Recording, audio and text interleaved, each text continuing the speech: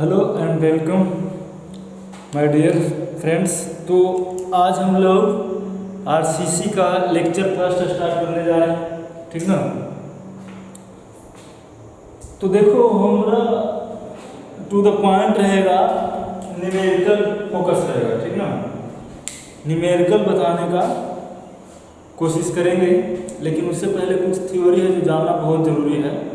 उसके बगैर हम उसको स्किप नहीं कर सकते, ऐसा वो सब है। इसका जंक्शन क्या है, नोटेशन इसका क्या है, हम जो ले रहे हैं उसका क्या यूज है, ये सब तो ये सब जरूरी है, ठीक है ना। तो पहले देखते हैं एजम्पशन। आरसीसी यानी क्या इसको बोलते हैं, रेनफोर्स्ड सीमेंट कंक्रीट, ठीक है ना। आरसीसी क्या हो गया, रेनफोर्स्ड सीमेंट कंक्रीट, ठीक है ना। तो इसको पढ़ने से पहले कुछ एजम्पशन है, ठीक है। क्या एजम्पशन है, the section is plane before building and remains plane after building, ठीक है ना। क्या है, section is plane before building remains plane after building, ठीक है। यानी कि बेंडिंग, कोई भी चीज बेंड कर रहा है, जिसमें अगर क्या है, ए बीम है, ए बीम है, ठीक है ना। तो इसका हम स्ट्रेस डिस्ट्रीब्यूशन बनाए, ठीक है। अभी इसको डिटेल में बताएंगे स्ट्रेस डिस्ट्रीब्यूशन क्या होता है सब। तो मान लीजिए कि इसका अच्छे से पॉइंट से दिखाते हैं, बिफोर बेंडिंग आफ्टर बेंडिंग का क्या मतलब है, पॉइंट से दिखाते हैं। जैसे कि पॉइंट 1 है मेरा, ये 2 है, ये 3 है, ठीक है ना, ऐसा है। तो आफ्टर बेंडिंग यानी बेंडिंग के पहले का केस है, ठीक है ना। बेंडिंग का पहले का केस है, तो बेंडिंग के बाद देखो, अब जैसे ऐसे बेंड कर गया है मेरे, एक बीम है जो इसे बेंड कर गया है, तो देखो पहले तो यहाँ पर से परपेंडिकुलर ड्रॉ करेंगे। तो देखो पॉइंट 2 मेरा, पॉइंट 1 यही है, ठीक है ना, यही है। लेकिन पॉइंट 2 कहाँ जाएगा,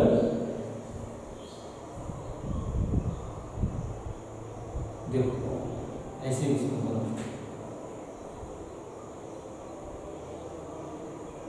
थोड़ा इसमें बड़ा बनाना पड़ेगा, तब ना दिखेगा कि कैसे बेंड किया है। इसको मिटाते हैं, बिफोर बेंडिंग आफ्टर बेंडिंग का। चलो ऐसा है, ठीक है ना। तो मतलब कि जब बेंड नहीं किया था, पॉइंट 1 यहाँ था, ठीक है, पॉइंट 1 यहाँ था, पॉइंट 1 2 यहाँ, पॉइंट 3 यहाँ आ गया, ठीक है, ठीक है ना। तो मतलब जैसे जैसे बेंड किया तो ये पॉइंट भी बेंड कर दिया, ठीक है ना। बिफोर बेंडिंग आफ्टर बेंडिंग भी क्या रहा, रिमेन सेम रहा, ठीक है ना। तो जैसे ही मटेरियल भी बेंड किया गया, पॉइंट भी बेंड करना स्टार्ट कर दिया, ठीक है। तो यही कहने का अर्थ है कि section planes before bending remains plane after bending, ठीक है ना। कि अब बेंड करिए कोई फर्क नहीं पड़ेगा सेक्शन में, ठीक है। दूसरा क्या कहा, the concrete and steel remains are perfectly bonded, मतलब कंक्रीट एंड स्टील जबरदस्त बॉन्ड दोनों बनाता है। क्या ये तो फेमस है कि आरसीसी जबरदस्त बॉन्ड बनाता है ना, ठीक है, तभी तो दोनों फेमस है। दोनों को कम बॉन्ड बनाने का क्षमता बहुत अधिक है, इसलिए यूज करते हैं हम लोग आरसीसी में स्टील को रेनफोर्समेंट के, ठीक है ना। अभी बताएंगे उसका क्रॉस सेक्शन का डायग्राम बना के बताएंगे कि कैसे, मतलब कितना स्ट्रॉन्ग दोनों मिलके बन जाता है, ठीक है। कंप्रेशन में कौन फेवरेबल होगा, टेंशन में कौन यूजेबल होगा, मतलब अच्छा यूज कर सकते हैं, ठीक है। तीसरा पॉइंट क्या है, the design modular ratio concrete is, इस पे बहुत चर्चा करेंगे। डिजाइन मॉडुलर रेशियो पे 280/3 sigma CB permissible stress in concrete है, ठीक है ना। सिग्मा सीबी से भी बताएंगे इसका सब नोटेशन। तो 3 सिग्मा सीबी क्या है, परमिसिबल स्ट्रेस है। तो कह रहा है कि डिजाइन मॉडुलर रेशियो जो हम कंक्रीट का लेंगे ना, ये लेंगे, एक होता है क्या एक होता है modular ratio, M equal to होता है ES upon EC। Modular of elasticity, modulus of elasticity in steel, ठीक है, modular of elasticity in steel upon modular of elasticity in concrete, ठीक है। तो ये शॉर्ट लॉन्ग टर्म भी होता है, इसको बाद में थोड़ा डिस्कस करेंगे, लंबा चल जाएगा, ठीक है। शॉर्ट टर्म और long term modulus of elasticity होता है, ये तो कांस्टेंट होता है। स्टील का मॉडुलर रेशियो कांस्टेंट होता है, मॉडुलस ऑफ इलास्टिसिटी स्टील का क्या होता है, कांस्टेंट होता है, लेकिन कंक्रीट का चेंज कर जाता है। एक long term modulus of elasticity होता है, एक शॉर्ट टर्म। तो शॉर्ट टर्म में हो जाता है, लो बताइए तुमको, शॉर्ट टर्म में इसी इक्वल टू हो जाता है 5000, कितना 5000 अंडर रूट FC के। अब बोलो सर FC के क्या दे दिए, तो इसीलिए तो हम नहीं बताना चाह रहे थे। FC के लिए है कैरेक्टरिस्टिक स्ट्रेंथ, क्योंकि तुम लोग कंक्रीट टेक्नोलॉजी में पढ़ चुके हो, ठीक है ना, नहीं तो फिर हम बताएंगे, इसके बाद डिस्कस करेंगे FC के क्या है कैरेक्टरिस्टिक स्ट्रेंथ। जैसे M20 है ना, M20 है, इसी के आधार पे FC के आता है, मैं ये बताऊंगा, ठीक है। लेकिन ये लॉन्ग टर्म हो जाता तो इसी क्या long term modulus of elasticity हो जाता तो, ठीक है ना। तो इसी long term modulus of elasticity देखो क्या आता है इसमें, 5000 अंडर रूट FC के तो हो गए, ठीक है ना, 5000 अंडर रूट FC के तो हो गए, लेकिन 1 प्लस थीटा। सर बोलेंगे कि थीटा ही कहाँ था, ये एंगल उंगल की हम बात को पूछो यार, थीटा आप दे दिए, ठीक ना।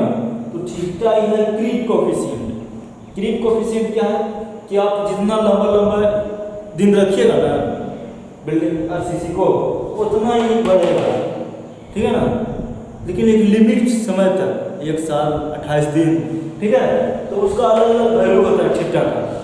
तो यही हो जाता है long term modulus of elasticity, ठीक है ना।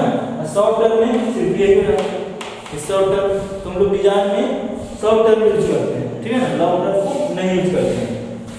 तो ये है मॉडुलर रेशियो, ठीक है ना। अब मेरा फोर्थ पॉइंट क्या है, there is no initial stress in concrete and steel. मतलब आप छेड़छाड़ नहीं कुछ करिएगा ना स्टील को या कंक्रीट को, तो उसमें कुछ स्ट्रेस नहीं आएगा। लेकिन जैसे आप लाइव लोड दे दिए, लाइव लोड नहीं समझे, जो हम इससे चल रहे हैं, जैसे चल रहे हैं तो इस पर लाइव लोड दे रहे हैं, क्या दे रहे हैं, लाइव लोड। अब जैसे तो ग्राउंड पे मतलब ये मेरा सेलिंग है, क्या स्लैब है, तो स्लैब पे हम चल रहे हैं, या कोई चीज़ अचानक ला के उसको पटा के रख दी, मशीन को ला के रख दी, तो क्या वो लाइव लोड दे दी उस पर, ठीक है ना। तो लाइव लोड के कारण इसमें क्या हो गया, स्ट्रेस जनरेट हो गया, ठीक है ना। बीम हो गया, कॉलम हो गया उसमें, ठीक है। कॉलम में तो कंप्रेसिव स्ट्रेस ज़्यादा उसमें होता है, लेकिन बीम में दोनों होता है, टेंसाइल और कंप्रेसिव, ठीक है ना। तो यही हो गया, there is no initial stress in steel and concrete, कि आप जब उसको छेड़िएगा ना तभी उसमें कुछ भी जनरेट होगा, ठीक है। फिर EC इज ऑलवेज कांस्टेंट, यानी कि long term modulus of elasticity हमको यूज नहीं करना, ये यहाँ पे कहने का बात है।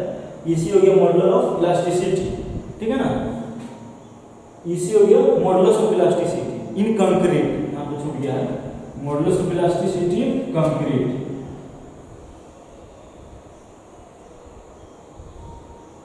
किसमें है, किसमें है, कंक्रीट में। EC क्या है, मॉडुलर ऑफ इलास्टिसिटी कंक्रीट, ठीक है ना। तो EC होगा जो शॉर्ट टर्म हम लेंगे, तो शॉर्ट टर्म में तो कांस्टेंट है 5000 अंडर रूट FC के मान रखते जाइए, कांस्टेंट आपको निकलते जाएगा, FC के दिया रहेगा। कैसे, क्योंकि आप जो मिक्स डिजाइन कर रहे हैं M20, M25, M30, उसी से आप FC के निकाल लीजिएगा, ठीक है।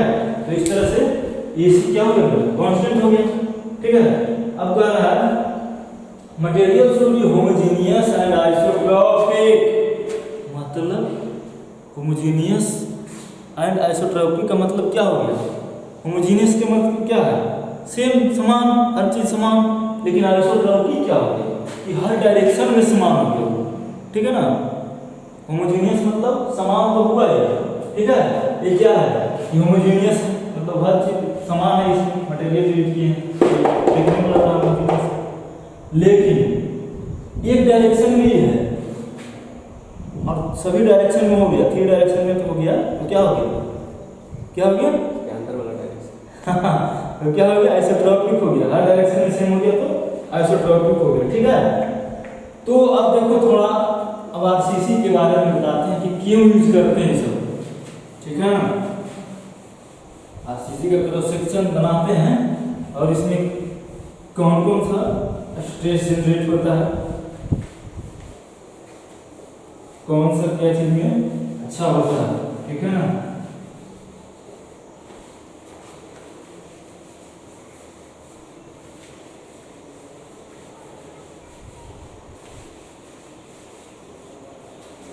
देखो एक क्रॉस सेक्शन बनाते हैं, 3D में बनाने की कोशिश कर रहे हैं।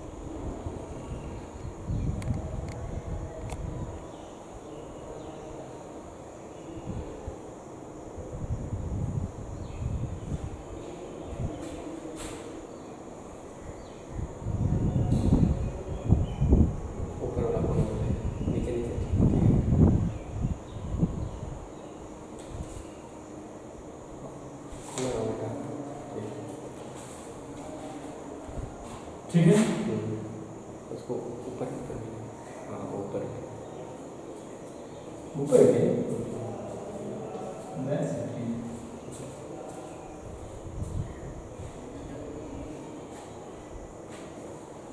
चलो जैसा क्रॉस सेक्शन है। ठीक है ना, तो अब इसमें देखो ऊपर में क्या है, कोई लाइन लोड आएगा, इस पे क्या आएगा, ये बीम है। ठीक है ना, यूडीएल आएगा।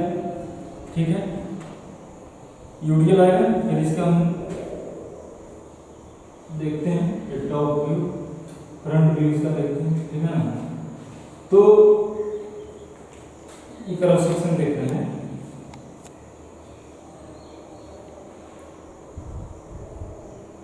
इसका एक क्रॉस सेक्शन उधर बना है। ठीक है ना, कट करने के बाद ठीक है, तो क्या होगा, अब देखो तो इस पे कुछ लाइव लोड आ रहा है, क्या आ रहा है, लाइव लोड, इस पे लोड आएगा। ठीक है ना, ये लोड आ रहा है, तो ये बीम तो लोड ले रहा है। ठीक है, लोड ले रहा है, तो नीचे हम लोग स्टील को क्यों देते हैं, लोड तो आ रहा है, कंक्रीट ले रहा है। ठीक है, लेकिन स्टील क्यों देते हैं, तो देखो ये जो तुम्हारा कंक्रीट होता है ना, कंक्रीट होता है जो कंप्रेसिव लोड को इजीली ले लेता है। ठीक है, कंक्रीट क्या करता है, कंप्रेसिव लोड में स्ट्रॉन्गर होता है, लेकिन टेंसाइल में क्या होता है, वीक होता है, बहुत वीक होता है टेंसाइल में। तो उसको कौन रेजिस्ट करेगा, तो जो नीचे आप दे दिए हैं स्टील बार दे दिए हैं। ठीक है ना, स्टील जो दे दिए हैं वो झेल लेता है टेंशन को। ठीक है ना, तो इसका हम क्रॉस सेक्शन देखो इधर दिखा रहे हैं स्टील का। ठीक है, तो ऊपर में क्या ले लेगा, ये कंक्रीट क्या ले लेगा, कंक्रीट ले लेगा, कंक्रीट ले लेगा, क्या कंप्रेशन ले लेगा, और ये स्टील क्या ले लेगा, टेंशन ले लेगा। तो कंक्रीट क्या चीज में वीक होता है, टेंशन में, और कंक्रीट स्ट्रॉन्गर किसमें होता है, तो कंप्रेशन में। तो ये देखो कोई भी चीज हम यहाँ पे देखो, आप किसी चीज को दबा रहे हैं। ठीक है ना, अब जैसे देखो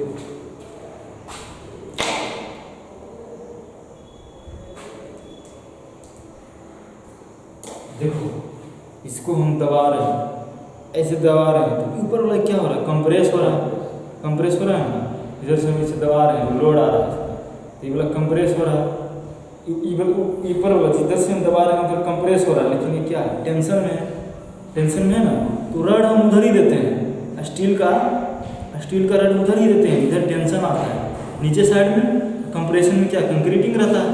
ठीक है।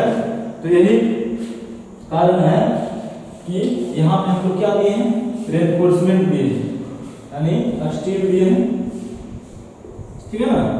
इधर क्या है, कंक्रीट है। अब देखो यहाँ पे कहीं न्यूट्रल एक्सिस होगा। न्यूट्रल एक्सिस किसको बोलते हैं, ठीक है, न्यूट्रल एक्सिस किसको बोलते हैं, जहाँ पे टेंशन और कंप्रेशन, हाँ, दोनों टेंशन एंड कंप्रेशन क्या हो जाए, बराबर हो जाए। वहाँ पे कोई स्ट्रेस है ही नहीं, ठीक है ना। दोनों क्या है, कोई स्ट्रेस है ही नहीं। टेंशन ऊपर में क्या है, कंप्रेशन, और यहाँ पे क्या है, टेंशन। तो कंप्रेशन और टेंशन कहीं ऐसा एक्सिस होगा जहाँ पे क्या होगा, बराबर होगा, तो उसको क्या बोलेंगे, न्यूट्रल एक्सिस, ठीक है ना। तो ये न्यूट्रल एक्सिस हो गया। अब इस पे क्या है, लोड है, कंप्रेशन, और इसमें क्या है, टेंशन। यहाँ हम क्या दे दिए, रड दे दिए। तो इसमें जो स्ट्रेस आता है सिग्मा एसटी, और इसमें आता है सिग्मा सीबीसी। सिग्मा एसटी और सिग्मा सीबीसी क्या है, तो इसको पढ़ने से पहले हम लोग थोड़ा देखते हैं इसका ये ग्रेड ऑफ कंक्रीट, ठीक है ना। हो गया। ठीक,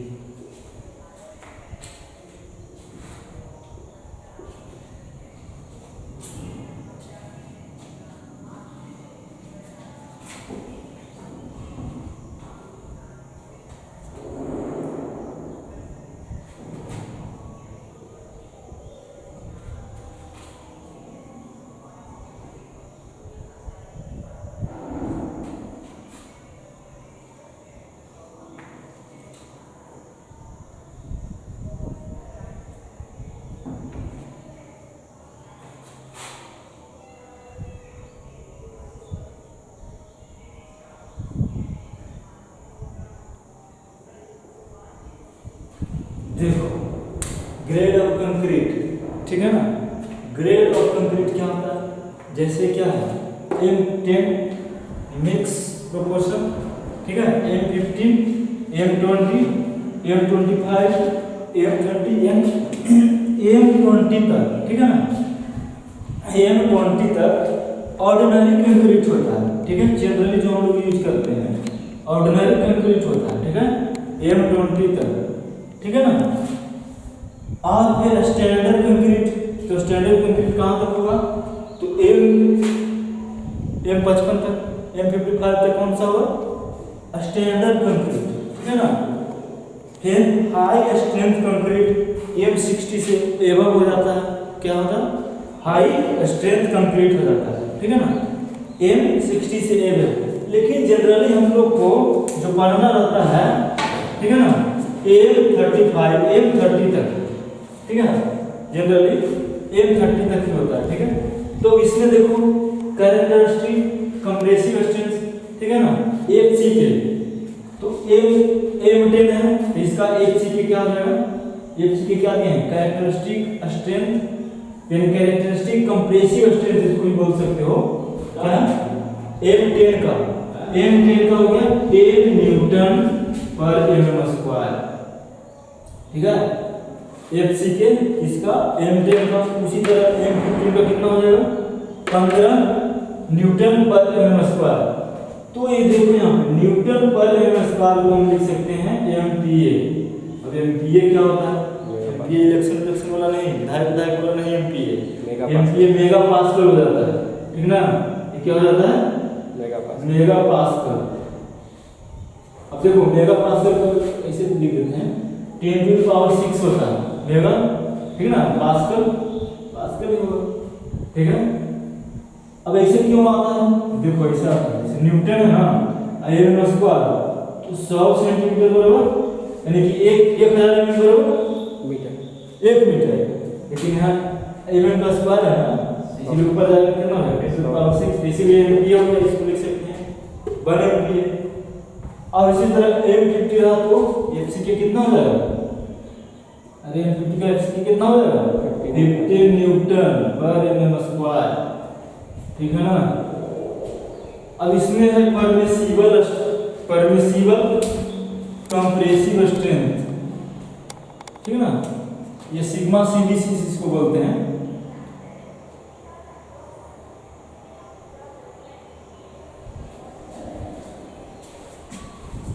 नहीं दिख रहा होगा, परमिसिबल कंप्रेसिव स्ट्रेंथ है, इसको क्या नाम देते हैं, सिग्मा सीबीसी। तो ये क्या होता है, सिग्मा सीबी कहाँ से आता है, तो देखो इसमें फैक्टर ऑफ सेफ्टी एक होता है, फैक्टर ऑफ सेफ्टी होता है। हम लोग आरसीसी डिजाइन करते हैं ना, तो क्या फैक्टर ऑफ सेफ्टी होता है। क्या होता है फैक्टर ऑफ सेफ्टी, जो हम डिजाइन करके लाए हैं, जैसे कि कोई स्ट्रेस लाए हैं सिग्मा सीबीसी, ठीक है ना, कोई भी चीज स्ट्रेस लाए हैं या कैरेक्टरिस्टिक स्ट्रेंथ कोई भी चीज लाए हैं एफसी के, तो एफसी के में से इसका हम क्या करते हैं, स्ट्रेंथ को बढ़ाते हैं। तो कैसे बढ़ाएंगे, हम इसको कम कर देंगे, 2 से 3 से डिवाइड करके हम जितना स्ट्रेंथ है ना उसको कम कर देंगे।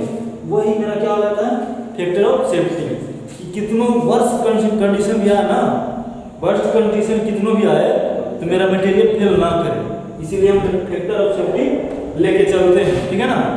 तो सिग्मा सीबीसी देखो निकालने का तरीका, याद करने का तरीका है, याद कर सकते हो लोग, लेकिन मैं एक तरीका बताता हूँ कि जहाँ भी एफसी के सीट आ रही है ना, एफसी के कितना है, M10 का एफसी के कितना हो जाएगा, M10 का एफसी के 10 न्यूटन m स्क्वायर, 10 न्यूटन पर m स्क्वायर हो जाएगा किसका, M10 का एफसी के। लेकिन सिग्मा सीबीसी हमको निकालना है, क्या sigma CBC permissible compressive strength, जो कि डिजाइन में हमेशा यूज होगा सिग्मा सीबीसी। तो कैसे निकालेंगे, तो इसका फैक्टर ऑफ सेफ्टी से डिवाइड कर दीजिएगा। तो फैक्टर ऑफ सेफ्टी कितना लेके चलेंगे, WSM है, WSM में कितना लेके चलेंगे, 3 लेके चलेंगे, फैक्टर ऑफ सेफ्टी 3 लेके चलेंगे। तो जहां भी हमको एफसी के मिलेगा उसको 3 से डिवाइड करके और उसके इंटीजर क्या अप्रोक्सीमेट आएगा उसका वैल्यू लेना है। आप जैसे देखिए ये 10 को डिवाइड किया 3 से, तो कितना आ रहा है 3.33 पूछा है, तो इसको आप ले लीजिए 4 कैसे ले लिए। अब देखिए आपको कह रहा है कि मेरा 5 किलो न्यूटन झेलने के लिए कम से कम कितना उसका टेंसाइल मैंने कंप्रेसिव स्ट्रेंथ होना चाहिए 2 न्यूटन पर एम स्क्वायर, ठीक है ना। 5 किलो न्यूटन लोड,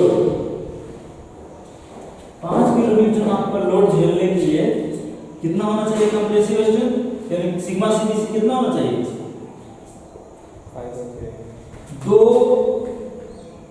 2 न्यूटन पर एम स्क्वायर होना चाहिए। मतलब ऐसा कुछ है, ऐसा नहीं कि 5 किलो इतना मान नहीं लेना, मतलब इतना चाहिए मिनिमम इसको झेलने के लिए। तब 3 न्यूटन पर एम स्क्वायर दे दी तो कोई दिक्कत है, वो तो आप स्ट्रॉन्ग हो गया ना। अरे इतने भी मतलब इसको झेल लेगा।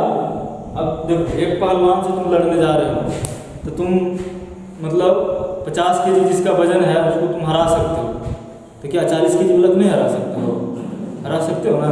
यही है कि मतलब फैक्टर ऑफ सेफ्टी इसकी क्या है, ज़्यादा है, यानी इसीलिए 3.3 आ रहा था, इसको कितना ले लिए 4 ले लिए, ठीक है। तो इसका कितना हो गया सिग्मा सीबीसी 4 हो गया, ठीक है ना। अब देखो M50 है तो M50 का डिवाइड करो 3 से, M15 का सिग्मा सीबीसी कितना होगा, तो इसको एफसी के इसका पहले निकालो, तो इसका एफसी के कितना होगा, इसका एफसी के 50 न्यूटन पर एम स्क्वायर होगा, ठीक है ना। और सिग्मा सीबीसी निकालने के लिए क्या करेंगे, एफसी के में 3 से डिवाइड करेंगे, इसके इंटीजर जो आएगा ना उसको ले लेना। देखो 3 से डिवाइड करते हैं M50 के 15 से, तो कितना आ गया 5, तो इसमें कुछ नहीं करना, इससे कितना हो गया 5 न्यूटन पर एम स्क्वायर, ठीक है। अब कितना M20 है, तो M20 का सिग्मा सीबीसी निकालो, M20 का एफसी के कितना होगा 20 होगा, और उसको कितना से डिवाइड करना है 3 से, तो कितना आएगा 6 पॉइंट समथिंग आएगा। इसका हाँ इंटीजर इसके इससे बड़ा इंटीजर कितना है 7, इससे आगे वाला इंटीजर कितना है 7, तो क्या हो गया इसका 7 ले लेना है, 7 न्यूटन पर एम स्क्वायर, ठीक है। तो इसका सिग्मा सीबी निकल गया। अब उसी तरह देखो इसको आईएस कोड, देखो हम लोग आईएस कोड यूज करते हैं, 456/2000, ठीक है ना। Indian standard 456/2000 IS code use करते हैं। तो आईएस कोड में इसको क्या है, पूरा वैल्यू दिया हुआ है। तो इसको याद करने के लिए तुम लोग याद कर सकते हो, लेकिन अब एक तरीका जानते हो निकालने के लिए, तो आराम से निकाल सकते हो। याद करने में क्या तरीका, फैक्टर ऑफ सेफ्टी से डिवाइड करके अपना सिग्मा से भी निकाल लो, ठीक है ना। तो इसी तरह किसी का भी सिग्मा से भी निकाल सकते हैं, M25 हो, M30 हो। अब देखो M25 का सिग्मा सीबीसी निकालेंगे हम लोग, M25 का सिग्मा सीबीसी तो कैसे निकालेंगे, तो M डिवाइड बाय 3 कितना हो जाता है 8 पॉइंट समथिंग, लेकिन इसका कितना ले लेंगे 9 मीटर पर एनम स्क्वायर, ठीक है ना। तो इसी प्रकार सिग्मा सीबीसी निकाल लेंगे। हाई स्ट्रेंथ कंक्रीट भी जानेंगे कि M60 से जितना भी एबव होगा, M80 तक जाता है, M80 तक जाता है, ठीक है ना, M80 तक। तो हाई स्ट्रेंथ कंक्रीट हो जाएगा। और फिर स्टैंडर्ड कंक्रीट जब M20 से M55 के मिक्स डिजाइन को यूज करेंगे तो कौन सा हो जाएगा, स्टैंडर्ड कंक्रीट हो जाएगा, ठीक है। लेकिन हम लोग जनरली ऑर्डिनरी कंक्रीट यूज करते हैं, ज़्यादातर M30 तक पहुंचते हैं, ठीक है ना। स्टैंडर्ड बिल्डिंग बनाने के लिए मतलब अर्थ क्यूब जहाँ पे ज़्यादा आता हो, तो वहाँ पे हम लोग जो बिल्डिंग डिजाइन करते हैं ना, मैक्सिमम यूज करते हैं M30, तो ज़्यादा M30 तक यूज करते हैं। इसका देखो, इसमें जो रेशियो होता है ना, M10 में 1:3:6 का होता है। इसमें कितना हो जाता है 1:2:4 का, इसमें हो जाता है 1:1.5:2 का, इसमें हो जाता है 1:1:2 का, 3 हो जाता है। अब ये सब क्या है, 1:3:6, इसे क्या लगे हमको नहीं समझ में आता है, हम सीधा बात समझते हैं। तो ये क्या लगे, तो देखो ये प्रोपोर्शन दे दिए कि अगर सैंड सीमेंट कंक्रीट का प्रोपोर्शन दिए कि अगर आप 1 किलो सैंड लेते हैं, सॉरी 1 किलो आप सीमेंट लेते हैं, पहला प्रोपोर्शन सीमेंट का है, सीमेंट, ये सैंड, और ये क्या है एग्रीगेट। क्या है एग्रीगेट कौन, पूरा हाई सब एग्रीगेट ना है, वो मांझी जी थोड़े थे ना पढ़ा, उसी का एग्रीगेट बनता है, ठीक है। जितना मतलब रॉक है, स्ट्रॉन्ग रॉक, उसका यूज करके हैवी मशीन से तोड़ के उसका एग्रीगेट बना देते हैं। तो अब 1 किलो हम सीमेंट लेंगे, 3 किलो हमको क्या लेना पड़ेगा सैंड, और 6 किलो क्या लेना पड़ेगा गिट्टी लेना पड़ेगा, इसको हाँ एग्रीगेट बोलते हैं अंग्रेजी में, ठीक है। तो 6 किलो ले लीजिएगा। फिर आप M50 बना रहे हैं, तो आप 1 किलो सीमेंट लेते हैं, तो 2 किलो क्या लीजिएगा सैंड लीजिएगा, 2 किलो क्या लीजिएगा सैंड लीजिएगा, 4 किलो एग्रीगेट। तो वो आपका क्या मिक्स बन के तैयार हो जाएगा M50, ठीक है ना। फिर आप M20 लेते हैं, तो कितना का 1:2। देखो इसमें क्या चेंज हो रहा है, देखो इसमें क्या हो रहा है ना कि आप जितना सैंड ले रहे हैं, सैंड के क्या हो दुगना हो रहा है एग्रीगेट। तो इसको याद करने का तो झंझट ही नहीं रहा, अब खाली झंझट रहा किसका, इसका याद कि जितना होगा उसके दोगुना ले लेंगे एग्रीगेट, ठीक है ना। अब यहाँ पे देख लो, कितना 1:5 गुना 2, 3 गुना 2, इतना तक जनरली हम लोग का पूछता है, ठीक है। 1:2 किसका M25 का, ठीक है। तो अभी इतने तक रह देते हैं। अब डिजाइन प्रोसेस WSN का देखेंगे, ठीक है ना। तो WSN क्या होता है, WSN क्या है वर्किंग स्ट्रेस मेथड, क्या है वर्किंग स्ट्रेस मेथड। तो इसमें क्या देखेंगे वर्किंग स्ट्रेस मेथड।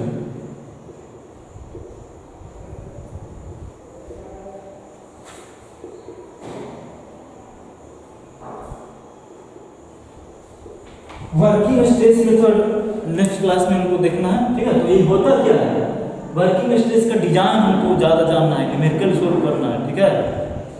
थ्योरी तो तुम लोग पढ़ ही होगी, न्यूमेरिकल ज़्यादा फोकस करेंगे।